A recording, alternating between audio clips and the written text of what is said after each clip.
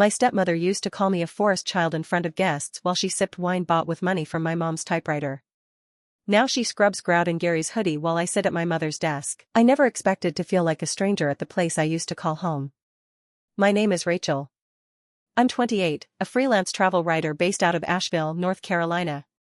My job takes me to the far ends of the world, but somehow, nothing ever feels as far away as this old inn. It used to be my mother's pride and joy, a sprawling 3-story Victorian house converted into a cozy bed and breakfast nestled in the Smoky Mountains. I grew up here, folding linens and pouring orange juice for guests before school. After Mom passed, the place went to my stepfather, Gary, and eventually his second wife, Denise. I never fought it. I figured if keeping the inn going meant adding some overpriced bath bombs and trendy wallpaper, then so be it. But this trip was just supposed to be a pit stop. I was in town for a travel piece on Blue Ridge hiking trails. Thought I'd swing by, say hi, maybe rest my sore feet. I wasn't prepared for what I walked into. "Hey there, sunshine." Denise greeted me at the door, her voice sugary and high-pitched, like a waitress playing nice for a big tip. She kissed the air near my cheek, leaving behind a perfume cloud that clung to my sweater. The lobby looked different. Sleeker.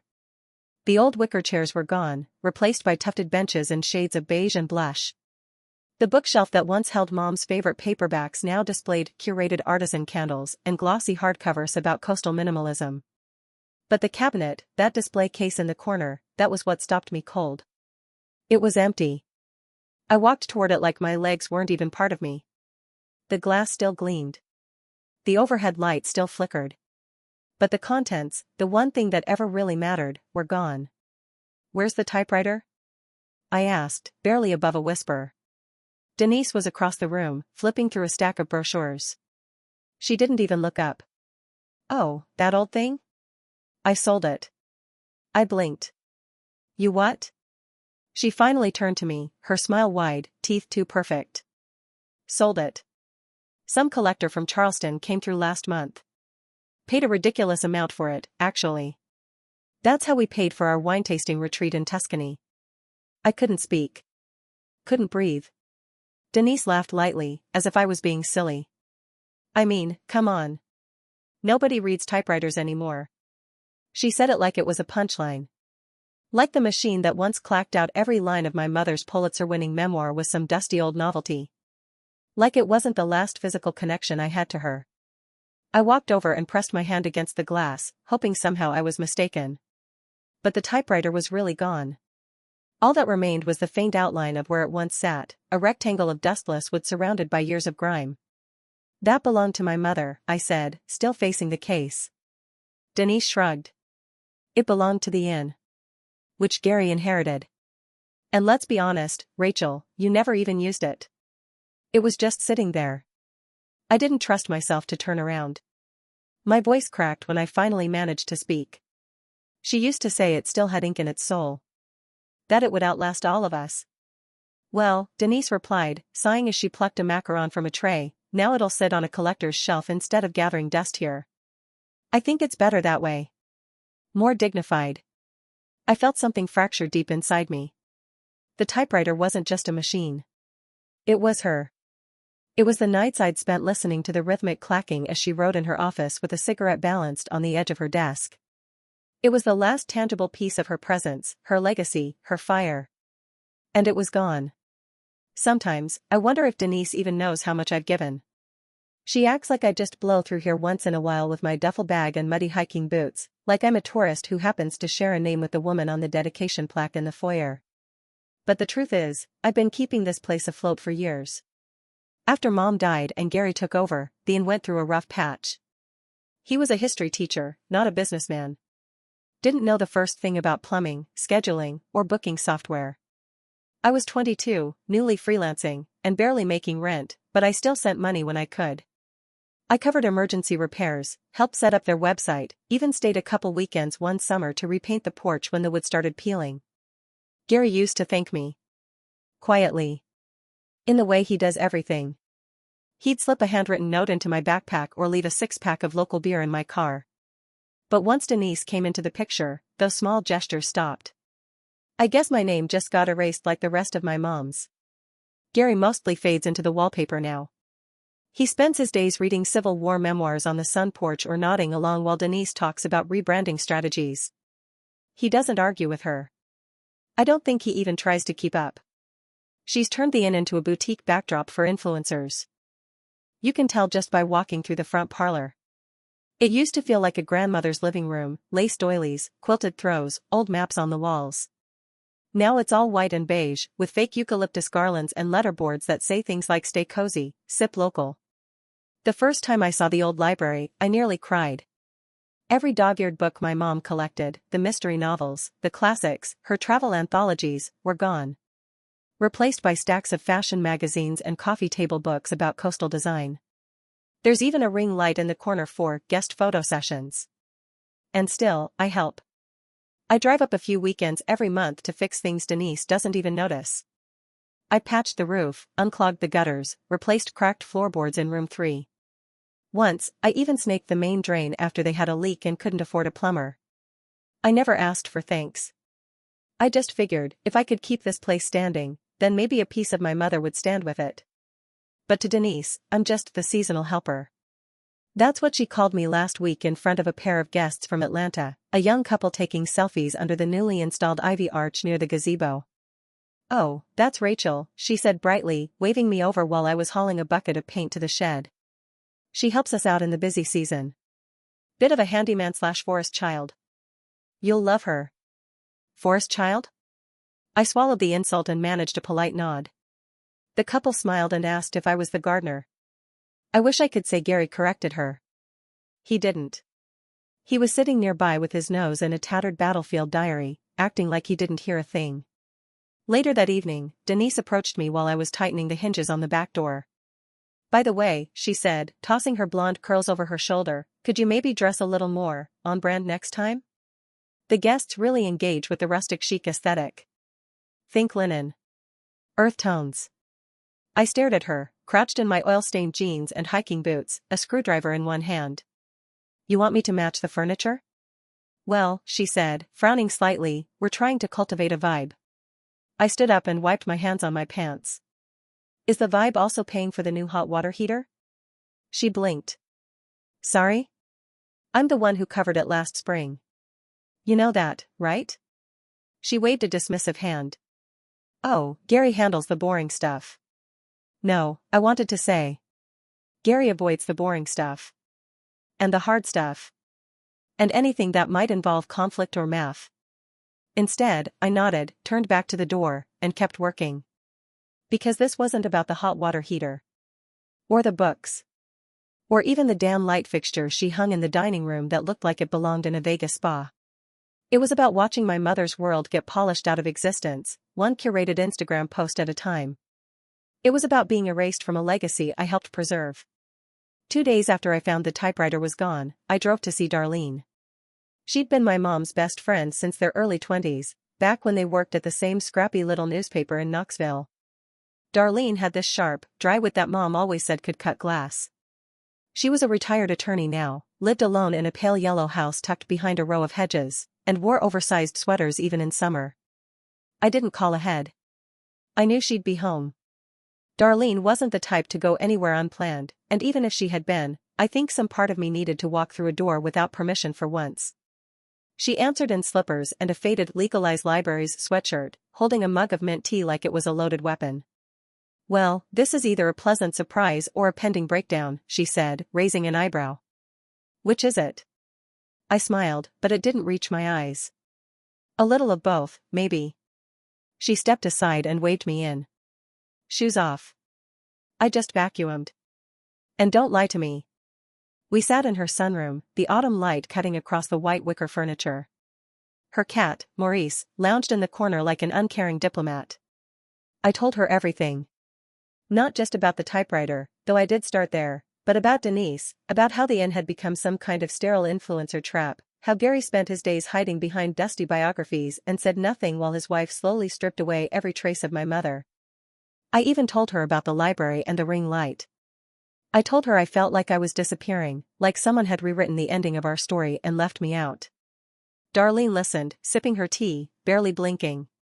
When I finally ran out of words, she nodded and stood without a sound. I want to show you something, she said. She disappeared into the back of the house. A few minutes later, she returned with a small, locked metal box and a manila envelope. I was waiting for the right moment, she said, setting both on the coffee table.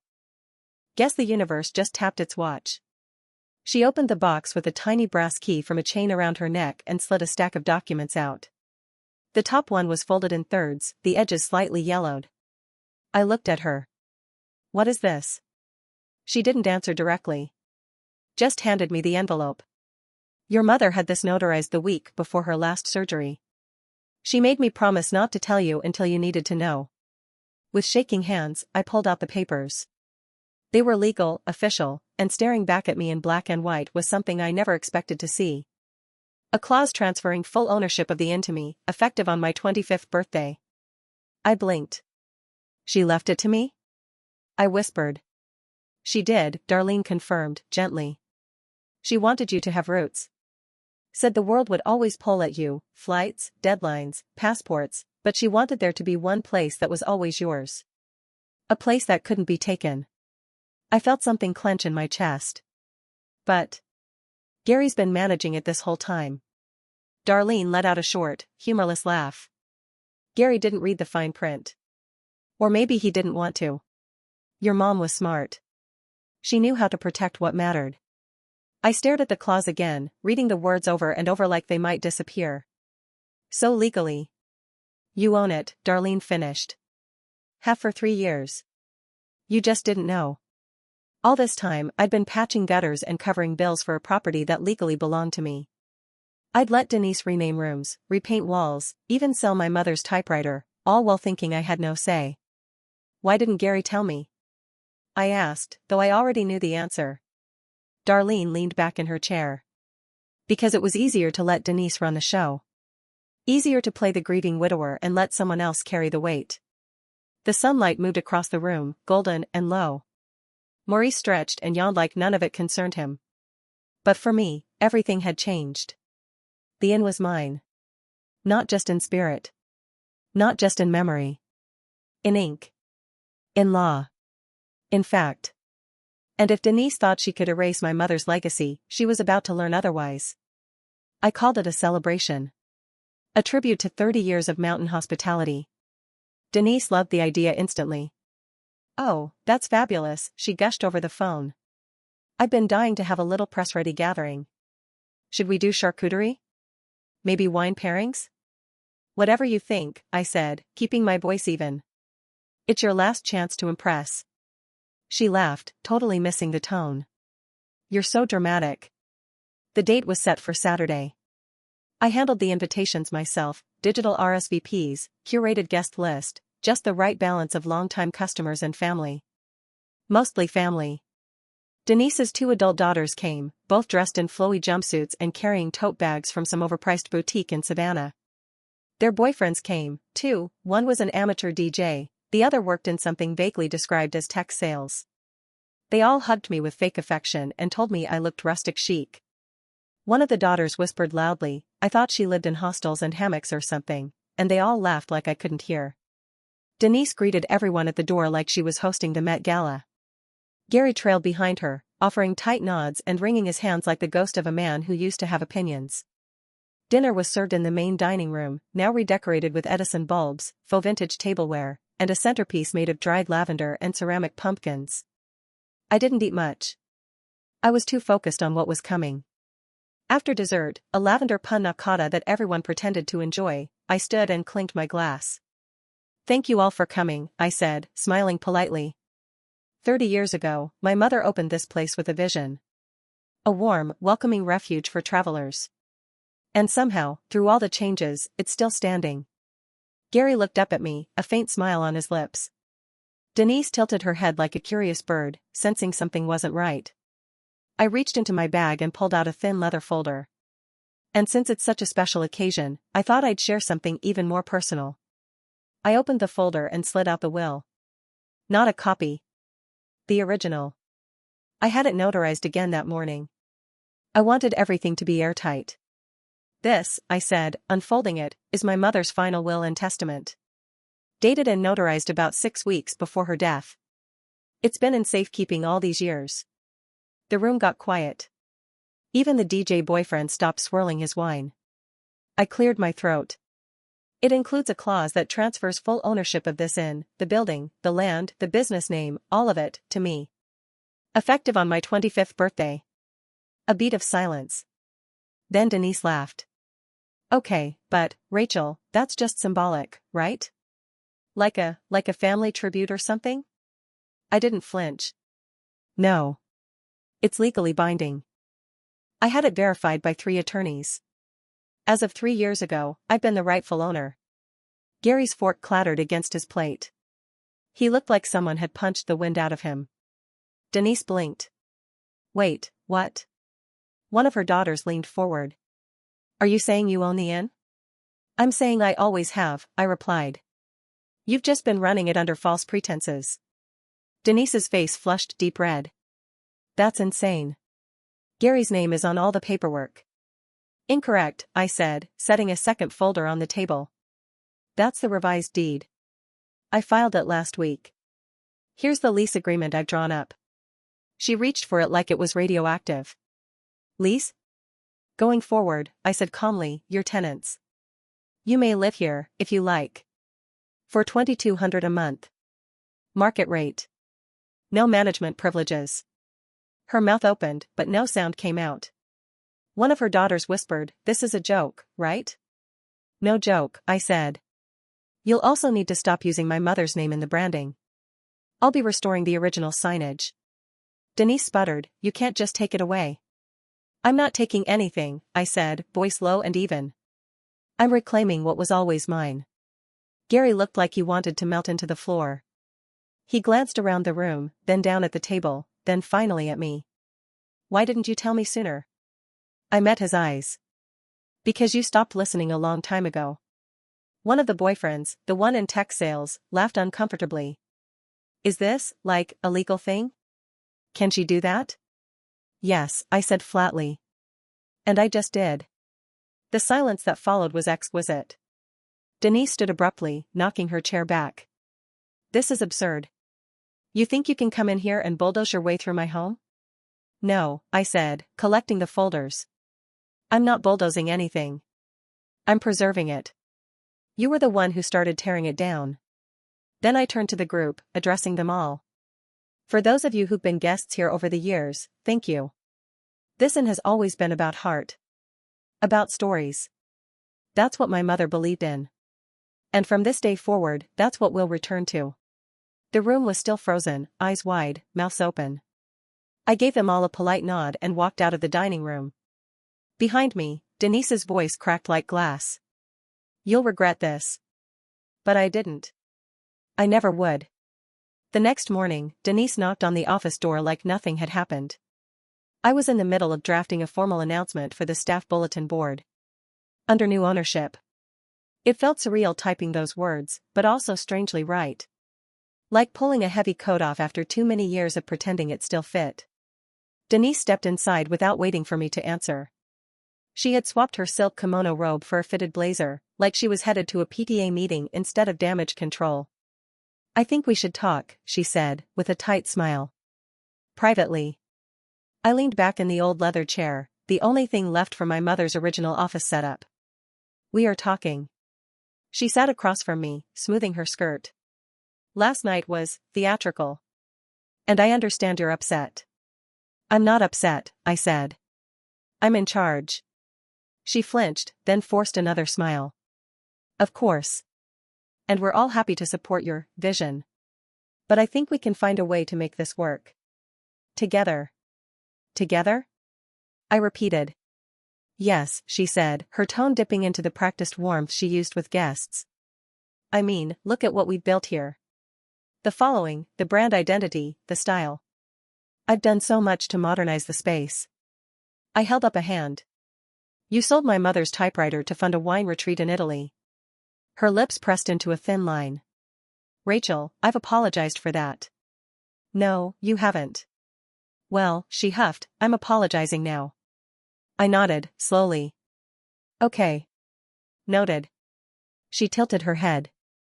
So, what happens next? You're not really kicking us out, are you? No, I said. Not unless you force my hand. But as of yesterday, you and Gary are tenants. I've had the new lease reviewed. It's clean, it's legal, and it's non-negotiable. She laughed, but it was thin and shaky. We can't afford $2,200 a month. That's robbery. It's what the place is worth. Maybe more. Denise blinked. We've put years into this place. We've built it into something beautiful. You turned it into a photo op with throw pillows, I said flatly. But the plumbing still leaks and the roof's a mess. You weren't building anything. You were staging it. There was a long silence. Finally, she leaned forward, her tone shifting. Rachel, please. Think about your stepfather. Gary's not well. He needs routine. He needs stability. I stared at her. Then maybe he should have spoken up when you started gutting the inn like a clearance showroom. Her face twisted for a second before she caught herself. She took a deep breath, her voice softening. You don't want to be the kind of person who throws family out, do you? There it was. The guilt card. I saw it coming a mile away. I stood and pulled the printed lease from a folder on the desk. You have 48 hours to sign. If you don't, I'll begin the process to formally reclaim full possession and terminate your stay. She didn't move. Or, I added, you sign now. And keep your room. No decisions, no design input, no management titles. Just rent. That's the deal. The door creaked open behind us. Gary stepped in, hair mussed, shirt wrinkled, looking like he hadn't slept. Is it true? He asked, voice barely above a whisper. You really own it? I nodded. I do. He looked at Denise, then back at me. What happens to us? You stay, I said. If you sign. But you don't run anything anymore. He didn't speak for a long time. Then, without looking at her, he sat down and picked up the pen. Gary, she started, eyes wide. Just sign it, he said, tired. She's right. She stared at him like he'd betrayed her, but he didn't flinch. Didn't even look at her. Eventually, she snatched the pen, scribbled her name at the bottom of the page, and shoved it back at me. Fine, she snapped. But don't think this makes you some kind of hero. I gave a faint smile. I don't. But it does make me the owner. That afternoon, I tacked the printed announcement to the staff board in the kitchen. Under new ownership. Effective immediately. By the next morning, 3 different staff members greeted me as Ms. Owner. And Denise? She didn't speak to me for 2 days. I slept like a rock. It started with the wine fridge. The one Denise had imported from some glossy home catalog, insisting guests would appreciate the luxury of chilled varietals. The repair bill came in just under $400. She left it on my desk without a note, just a sticky tab that said, urgent. I left it there for a week. When she finally asked, her voice tight with frustration, I told her plainly, that's not covered in the lease. If you want luxury appliances, you pay for luxury repairs. She didn't argue. She just turned on her heel and walked away. That was the beginning. Next came the little things, hand soap, throw blankets, imported biscotti she used to stock in the breakfast nook. Slowly, one by one, they stopped appearing. I didn't comment. I didn't need to. Her budget was drying up. My monthly rent notice didn't. By October, she'd given up her monthly salon appointments in Knoxville. The manicured nails, once pristine and glossy pale pink, were now chipped and uneven. She stopped wearing heels around the inn. Her hair, always sculpted in some soft, expensive blowout, started showing silver streaks she didn't bother to hide. And then one night, I saw her scrubbing the baseboards in the front lobby. It was after 10. The guests had gone to bed. I'd come downstairs for tea and stopped in my tracks as I caught her on her hands and knees in a pair of old leggings and Gary's oversized hoodie. Her rubber gloves were bright yellow. Her face was flushed. The woman who once bought floral arrangements by the dozen was scraping dried mud off the welcome mat with a putty knife. She didn't notice me. Or maybe she did and didn't care. Either way, she kept her head down and her shoulders hunched like someone trying not to cry. I didn't say anything. I went back upstairs. A week later, I heard from a friend in town that Denise had picked up a job cleaning after hours at a downtown art gallery. Just twice a week at first. Then 4 nights. Then 5. She told Gary it was a way to stay busy. But everyone knew what it was: survival. The inn could no longer carry her. I wasn't going to fund her vanity projects or her Instagram aesthetic. This place was functional now, stripped down, patched up, solid. It didn't need sparkle. It needed history. It needed care. I caught her once, folding linens in the staff room, staring at a faded photograph of my mother that still hung above the washer. Denise didn't notice I was there. She just stood, motionless, the towels in her hands slowly drooping as she stared. Mom's face in that photo was the same as I remembered: half smile, eyes bright, a pencil behind her ear. That same night, I found the basket of old books back in the library. Not the full collection, but a start: a couple of mystery paperbacks with cracked spines and faded covers. One had my mother's name in the front flap, written in her soft cursive. Denise never said a word about putting them there. She also didn't protest when I brought the bookshelf back out of storage. Now, every time I walked past the laundry room, I caught glimpses of her hunched over the ironing board. No more commanding the front desk. No more swirling wine glasses at the dining room table. Just bleach-stained sweatshirts and tired hands. Her pearls were gone. She wore rubber gloves now. And I didn't feel sorry for her. Not exactly. What I felt was something quieter. Like gravity shifting. Like the world slowly turning back to its natural rhythm. She hadn't apologized. She hadn't asked for forgiveness. But maybe, in some small way, she understood what she'd done, not just to me, but to the inn. To my mother's memory. To all of it. She scrubbed toilets now. She folded towels. She showed up on time and kept her head down. And in the strange, silent way of people forced to face themselves, she had stopped trying to act like a queen. And maybe that was enough. For now.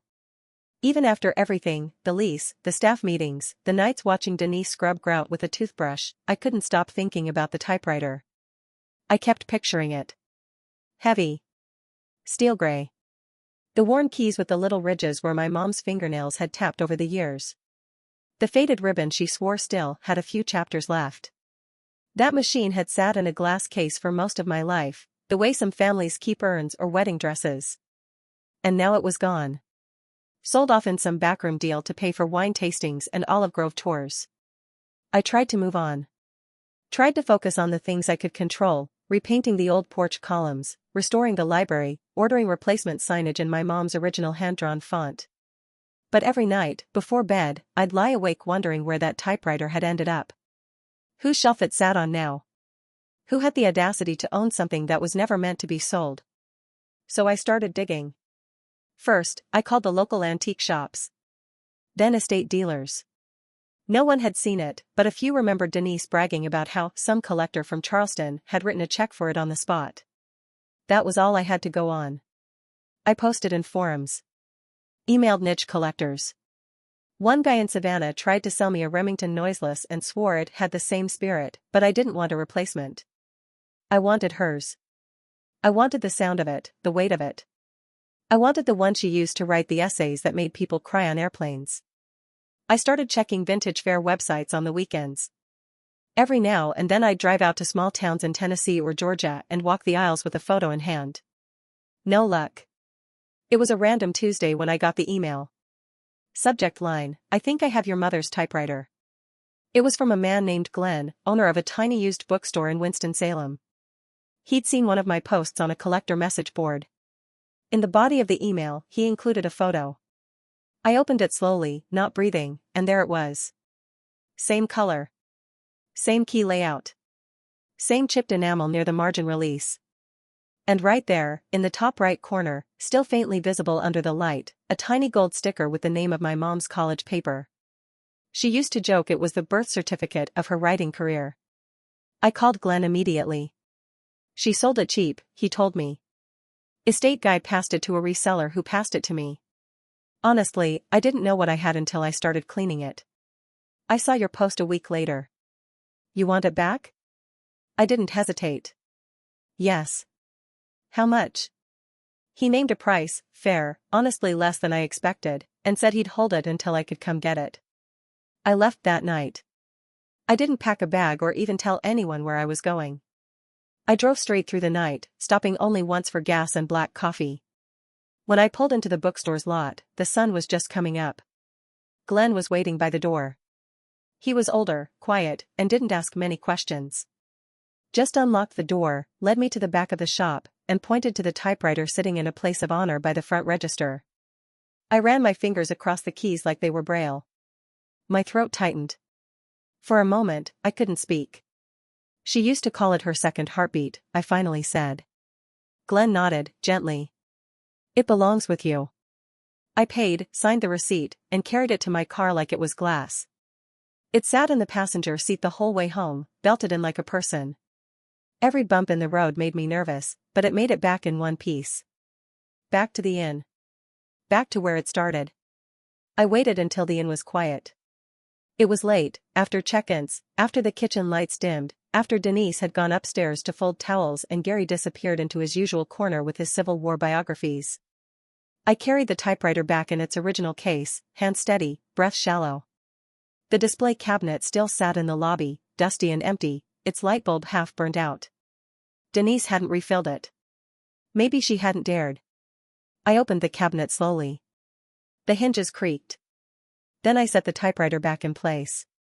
It sat there like it had never left. Same scuffs. Same weight. Same hum beneath the surface, like something still lived inside.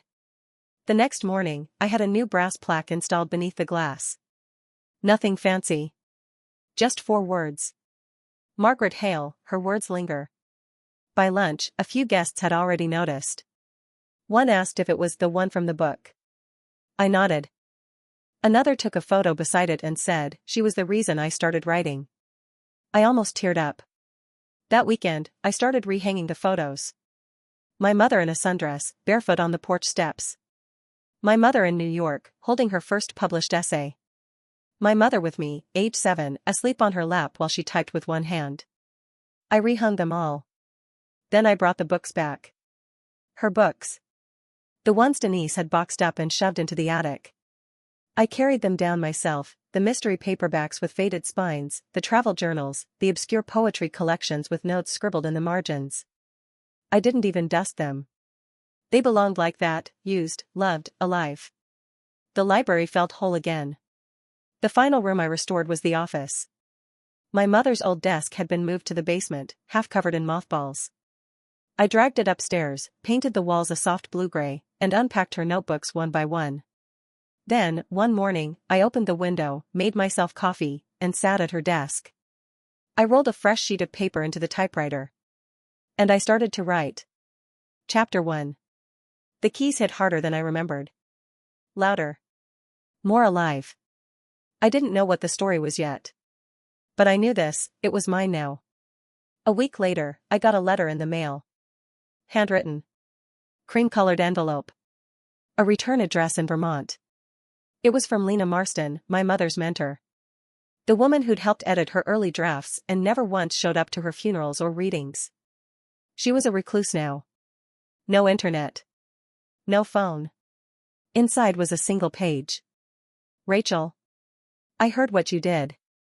I wish I could say your mother would be surprised, but I think she always knew you had it in you. She'd be proud. More than proud. Don't stop. Not ever. The world needs your voice. With love. Lena.